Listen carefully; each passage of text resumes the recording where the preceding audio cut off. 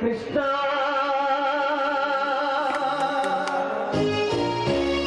ಕೃಷ್ಣ ಗಾಳಿಯ ಪಟದಂತೆ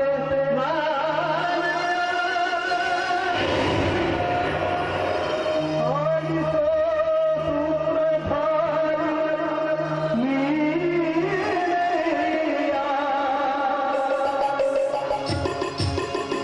ಒಳಗಿನ ಕಣ್ಣನು ಬೆರೆಸಿದನು ಸೀತೆಯ ಒಳಗಿನ ಕಣ್ಣನು ಬೆರೆಸಿದನು ಸೀತೆಯ ಮನವ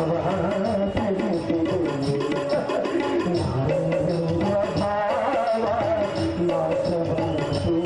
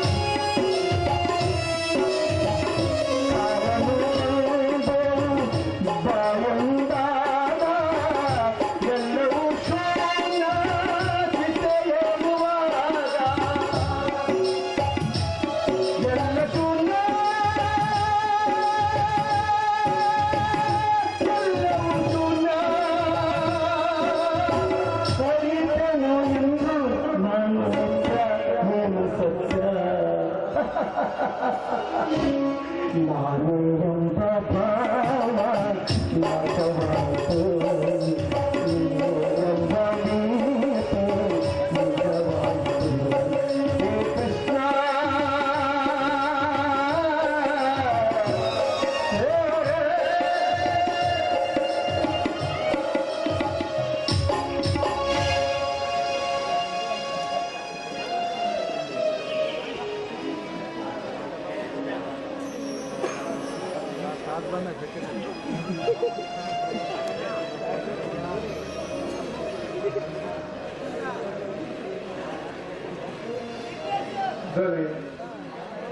ಹಸಿವು ನಿದ್ರೆಯ ಪದವಿಯಿಲ್ಲದೆ ಸದಾ ಕುಡಿಯುತ್ತಾ ಕುಳಿತರೆ ತಮ್ಮ ಆರೋಗ್ಯದ ಗತಿ ಹೇಳಿದರು.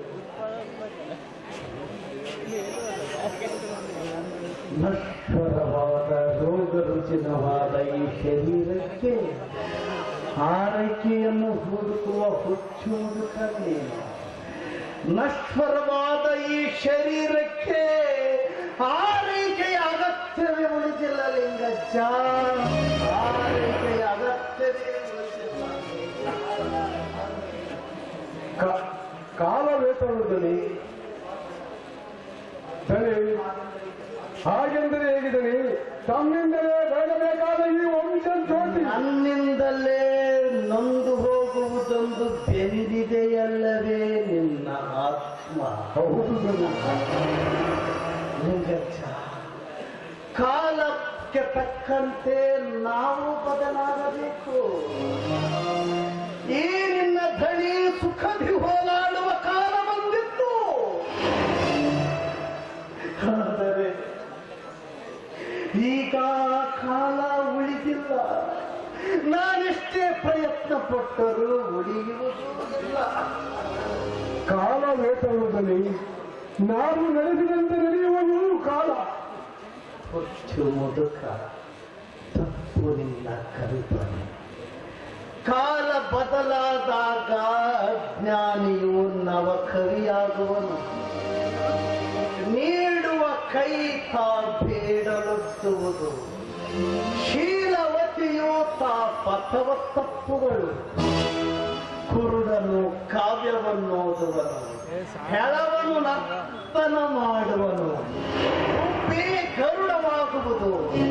ಹೇಳಿಯು ಕಾಡ ಕೇಸರಿಯಾಗಿ ಕೇಶ ಹಾಕುವುದು. I am correct.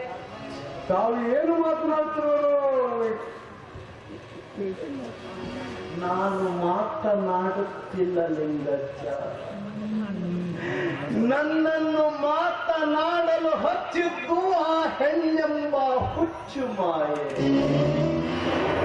ಈ ಮದುವೆ ಎಂಬ ನಿಶಮಾಯೆ.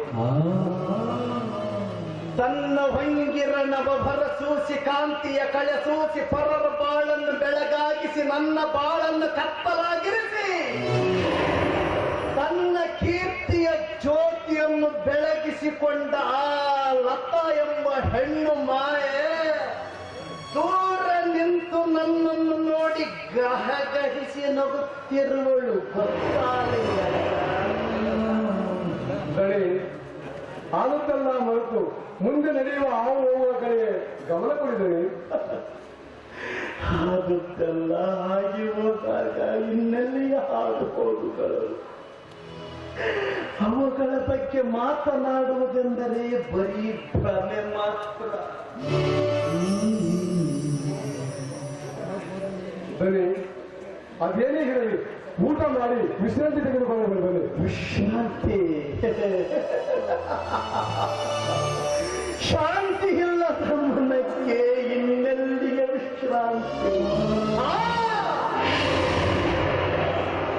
ಬೇಕು ಲಿಂಗಜ್ಜ, ಬೇಕು. ಎಂಥ ವಿಶ್ರಾಂತಿ ಗೊತ್ತೇ? ಯಾರು ಬಂದು ಎತ್ತಿಸಿದರು ಏಳಲಾರದಂತ ಚಿರಶಾಂತಿ.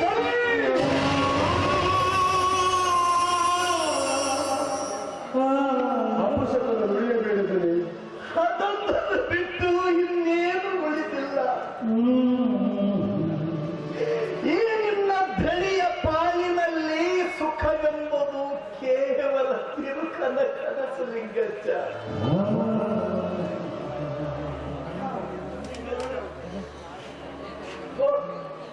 ನೀನು ಊಟ ಮಾಡುವುದು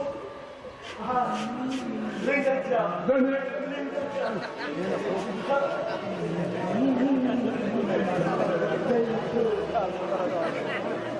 ಕುಡಿದ ಮತ್ತಿನಲ್ಲಿ ನಿನಗೆ ನಾನೇನು ಮಾತನಾಡಿಬಿಟ್ಟೆ.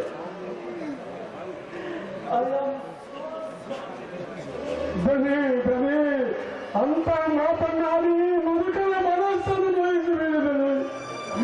ಎಷ್ಟಾದರೂ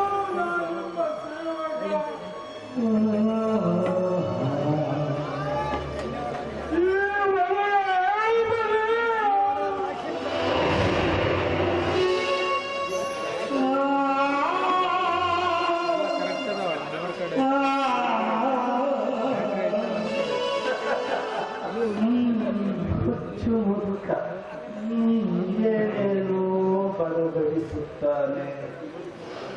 ಅಪಾರವಾದ ಅಭಿಮಾನವನ್ನು ಇಟ್ಟುಕೊಂಡಿದ್ದಾನೆ ಈ ದೈವಹೀನ ದಯ ತಂದನ ಮೇಲೆ.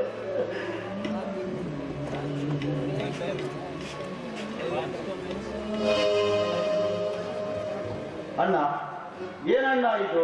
ಹಿರಿಯವನಾದ ನೀನೇ ದೇವ ಮಂದಿರವನ್ನು ಮಧ್ಯದಂಗಡಿಯಾಗಿ ಮಾಡುತ್ತಿರುವಲ್ಲ?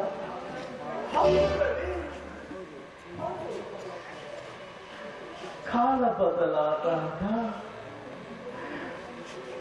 ಶಿವಾಲಯದಲ್ಲಿ ದೆವ್ವಗಳ ನರ್ತನ, ಸುಡುಗಾಡಿನಲ್ಲಿ ಶಿವ ತಾಂಡವ.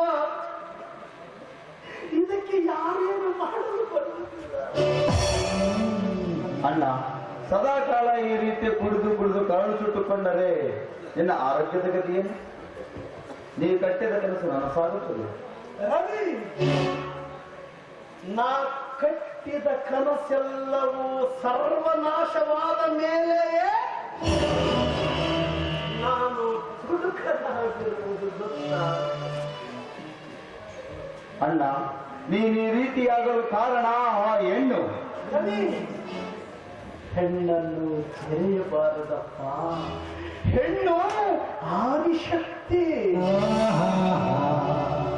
ಅಣ್ಣ, ಅದೇ ಹೆಣ್ಣು ಇನ್ನನ್ನು ಅಗತ್ಯನಾಗಿ ಮಾಡಿದ್ದು. ಅದಕ್ಕಾಗಿ ಹೆಣ್ಣನ್ನು ಜರಿವಿಯ ಮತ್ತೆ ನೋ, ಹಾಗೆಲ್ಲ ಚೆರೆಯಬಾರದರಲ್ಲಿ.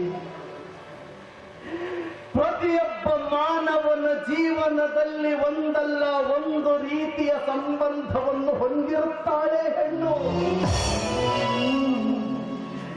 ತಾಯಿಯಾಗಿ, ತಂಗಿಯಾಗಿ, ಅಕ್ಕನಾಗಿ, ಸ್ನೇಹಿತೆಯಾಗಿ, ಗೆಳತಿಯಾಗಿ, ಪ್ರೇಯಸಿಯಾಗಿ, ಹೆಂಡತಿಯಾಗಿ, ಹೀಗೆ ವಿವಿಧ ಸಂಬಂಧಗಳ ಸಂಕೋಲೆಯಲ್ಲಿ ಸುಖವನ್ನೀಯುವವಳು ಹೆಣ್ಣು.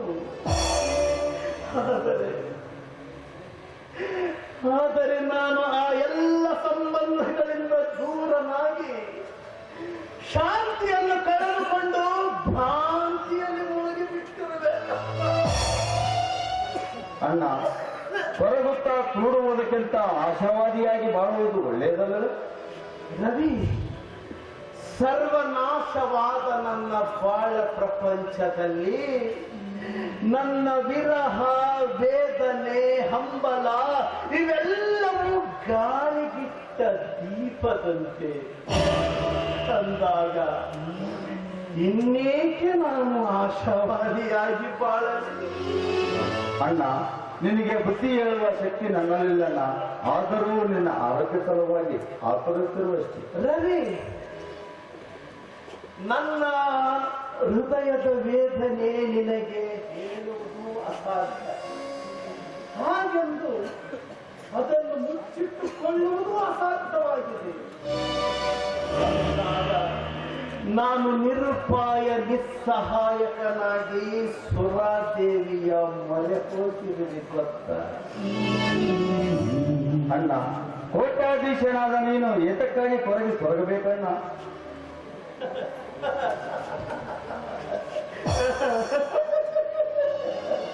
ರವಿ, ನಿನಗೆ ಕೋಟಿಗೆ ಮತ್ತೊಂದು ಕೋಟಿ ಹಣವನ್ನು ತಂದು ಕೊಡದೆ, ಆದರೆ ಶಾಂತಿ, ನೆಮ್ಮದಿ ಎಲ್ಲಾದರೂ ಇದ್ದರೆ ತೆಗೆದುಕೊಂಡು ಬಾ, ನೋಡೋಣ.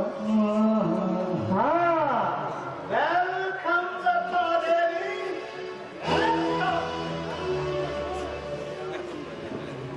ಬಂದಿರ ಬಂದ ನನ್ನ ಆತ್ಮಕ್ಕೆ ನಿಮ್ಮ ದರ್ಶನದಿಂದ ಮತ್ತಷ್ಟು ಯಾತನೆ ಆಗುತ್ತದೆ. ಮತ್ತೇಕೆ ಬಂದಿರಿ? ಇನ್ನು ನಿಮ್ಮ ಛಲ ತಿರುವಲ್ಲವೇನು? ನಿಮ್ಮಿಂದಲೇ ನಮ್ಮ ಅಣ್ಣನೆಂದು ಕುಡುಕನಾಗಿ ಕರಳು ಸುತ್ತುಕೊಳ್ಳುತ್ತಿರುವನು ಗೊತ್ತೇ? ಆದರೂ ನಮ್ಮ ಅಣ್ಣನ ದೃಷ್ಟಿಯಲ್ಲಿ ಸ್ತ್ರೀಯಳು ಪೂಜನೀಯಳು. ಮನೆಗೆ ಬಂದ ಮಹಾಲಕ್ಷ್ಮಿಯನ್ನು ಮನ ಬಂದಂತೆ ನಿಂದಿಸಿದರೆ ನಾನು ಸಹಿಸಿಕೊಳ್ಳೋದಿಲ್ಲ. ಹೆಣ್ಣು ಅಹಿಂಸೆ ತ್ಯಾಗಗಳ ಪುತ್ರಿ.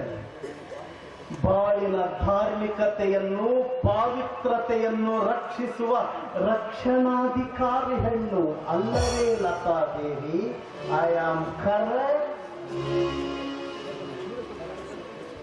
ತಮಗಿಂತಲೂ ತಿಳಿದವಳು ನಾನು. ಅದು ಸ್ತ್ರೀಗಳ ಬಗ್ಗೆ ತಾವಿಟ್ಟ ಬೆಲೆ, ತಾವಿಟ್ಟ ಅಭಿಮಾನಕ್ಕೆ ನಾನು ಸದಾಕಾಲ ಋಣಿಯಾಗಿರ್ತೇನೆ. ರವಿ, ಲತಾಳಿಗೆ ಹಾಲು ಕೊಡಲು ಲಿಂಗಜ್ಜನಿಗೆ ಹೇಳಿಕೊ. ಬದಲಿಗೆ ಹಾಲು ಕುಡಿಸಿ ನೀರಿಗೆ ಹಾಲಾಹಾರವನ್ನು ಕುಡಿತಾ ಇದ್ದೀರಲ್ಲ, ಇದು ಯಾವ ನ್ಯಾಯ? ಇದು ಯಾವ ಧರ್ಮ? ನನ್ನದೇ ಆದ ಈ ನ್ಯಾಯಾಲಯದಲ್ಲಿ, ನನ್ನದೇ ಆದ ಈ ನ್ಯಾಯಾಲಯದಲ್ಲಿ ನಾನೇ ನ್ಯಾಯಾಧೀಶ, ನಾನೇ ನ್ಯಾಯವಾದಿ, ನಾನೇ ಅಪರಾಧಿ. ನನ್ನ ಮನಸ್ಸಿಗೆ ಬಂದಂತೆ ಶಿಕ್ಷೆ ವಿಧಿಸಿಕೊಳ್ಳುವ ಹಕ್ಕು ನನಗಿದೆ. ಆದರೆ ರಕ್ಷಿಸಿಕೊಳ್ಳುವ ಹಕ್ಕು ಮಾತ್ರ ಯಾರಿಗೂ ಇಲ್ಲ. ಯಾಕೋ ಬರ್ತಾ ತತ್ವಜ್ಞಾನಿಗಳಾಗ್ತಾ ಇದ್ದೀರಾ ಅಂತ ಕಾಣಿಸುತ್ತೆ. ಜ್ಞಾನಿಯಾಗಲು ಶಕ್ತಿ ಬೇಕು, ಸುಜ್ಞಾನಿಯಾಗಲು ಸ್ಫೂರ್ತಿ ಬೇಕು. ಇವೆರಡೂ ಸಿಗಬೇಕಾದರೆ ಒಂದು ಹೆಣ್ಣು ಬೇಕೇ ಬೇಕು. ಜ್ಞಾನಿಯಾಗಲು ಸ್ತ್ರೀ ಅಗತ್ಯವೇ? ಮಾತೆ ಶಕ್ತಿದಾತೆ, ಸತಿ ಸ್ಫೂರ್ತಿದಾತೆ. ಇರಲಿ, ತಮ್ಮ ಬುದ್ಧಿಗೆ ಬೆಲೆ ಕಟ್ಟುವಷ್ಟು ಶಕ್ತಿ ನನ್ನ ಹತ್ರ ಇದೆ. ಆದ್ರೆ ನಿಮಗೆಂದು ಒಂದು ಸಂತೋಷದ ವಿಷಯ. ಸಂತೋಷದ ವಿಷಯ ಅದು ನನಗೆ ಅದು ನಿನ್ನಿಂದ ಅದೇನಿಂದ ಹೇಳಿ. ಹೌದು ದೇವರೇ, ನಾಳೆ ನನ್ನ ಮದುವೆ, ಅದಕ್ಕಾಗಿ ಈ ಆಮಂತ್ರಣ ಪತ್ರಿಕೆಯನ್ನು ಕೊಟ್ಟು ಅಂತ ಬಂದೆ. ಬರುವೆ, ಖಂಡಿತವಾಗಿಯೂ ಬರುವೆ. ಸಸ್ಯ ಮಣ್ಣೆಯ ಮೇಲೆ ಹಸನ್ಮುಖಳಾಗಿ ಕುಳಿತ ನಿಮ್ಮನ್ನು ಕಂಡು ತೃಪ್ತಿ ಪಡುವೆ. ನಿಮ್ಮ 1000 ವರ್ಷದ ಸಂಬಂಧ ಚಿರಾಯುವಾಗಿರಲಿ ಎಂದು ಹರಸುವೆ. ಬಡಿ, ಬಡಿ.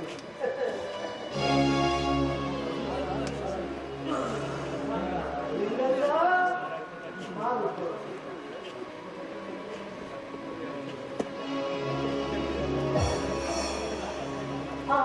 ಮತ್ತೆ ತಾವು ಹಾಲು ಕುಡಿಯೋದಿಲ್ವಾ? ನಾನು ಹಾಲು ಕುಡಿಯುವ ಪಿರಿಯಡ್ ಮುಗಿದ ಮೇಲೆಯೇ ಹಾಲು ಕುಡಿಯುತ್ತೇನೆ. ತಾವು ಕುಡಿಯಿರಿ. ಅಮೃತವನ್ನ ಕೈಯಲ್ಲಿ ಕೊಟ್ಟು ಈ ವಿಷಪೂರಿತ ಮಾತುಗಳಿಂದ ಚುಚ್ಚಿ ಮಾತಾಡದಿರುತ್ತೀರ. ನಾವೇ ಹಾಲನ್ನು ಕುಡಿಬೇಕಾ? I'm sorry, ದೇವರೇ, I'm sorry.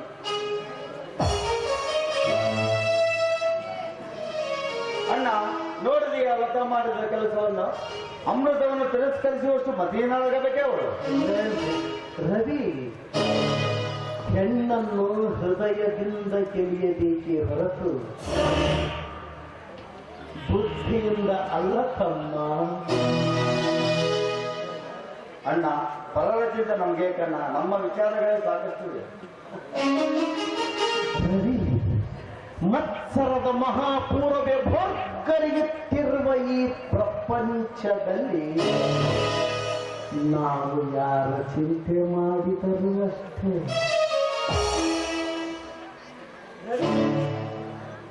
ನಾನೀಗ ನನ್ನ ಕೈಯಾರೆ ನನ್ನ ಜೀವನವನ್ನು ಹಾಳು ಮಾಡಿಕೊಳ್ಳುತ್ತೇನೆ.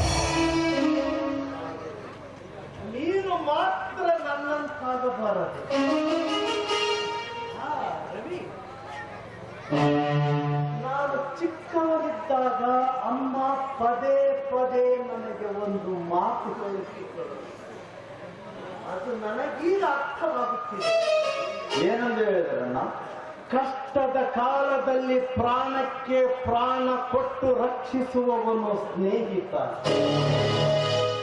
ಕಷ್ಟ ಸುಖದಲ್ಲಿ ಕೊನೆಯವರೆಗೆ ಹೆಗಲಿಗೆ ಹೆಗಲು ಕೊಟ್ಟು ಸಂಸಾರದ ಜೊತೆಯಾಗುವವನು ಸತಿ.